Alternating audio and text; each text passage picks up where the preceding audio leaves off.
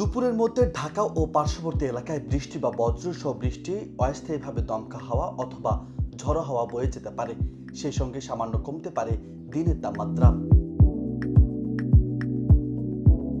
শুক্রবার বাংলাদেশ আবহাওয়া অধিদপ্তর থেকে প্রকাশিত সকাল 7টা থেকে পরবর্তী 6 ঘন্টার জন্য ঢাকা ও আশেপাশের এলাকার পূর্বাভাসে এসব তথ্য জানানো হয়েছে।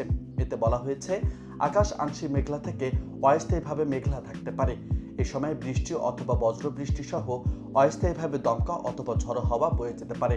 এ সময়ের মধ্যে পশ্চিম অথবা দক্ষিণ পশ্চিম দিক থেকে ঘন্টায় 10 থেকে 15 কিলোমিটার বেগে বাতাস প্রবাহিত হতে পারে, যা অস্থায়ীভাবে দমকা হাওয়ার আকারে 45 থেকে 50 কিলোমিটার পর্যন্ত বৃদ্ধি পেতে পারে বলে জানিয়েছে আবহাওয়া অধিদপ্তর।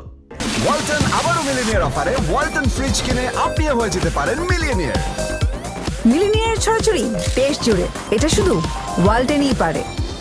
এদিকে দিনের তাপমাত্রা সামান্য কমতির আভাসও দিয়েছে আবহাওয়া অধিদপ্তর। আবহাওয়া অধিদপ্তরের পূর্বাভাসে বলা হয়েছে, সকাল 6টা থেকে তাপমাত্রা ছিল 22.8 ডিগ্রি সেলসিয়াস এবং বাতাসে আর্দ্রতা ছিল 89%। গতকালের সর্বোচ্চ তাপমাত্রা ছিল 30.6 ডিগ্রি সেলসিয়াস এবং আজকের সর্বনিম্ন তাপমাত্রা 21.9 ডিগ্রি সেলসিয়াস রেকর্ড করা হয়েছে। এছাড়া গত 24 ঘন্টায় ঢাকায় 17 মিলিমিটার বৃষ্টিপাত রেকর্ড করা হয়েছে বলেও পূর্বাভাসে জানানো হয়েছে।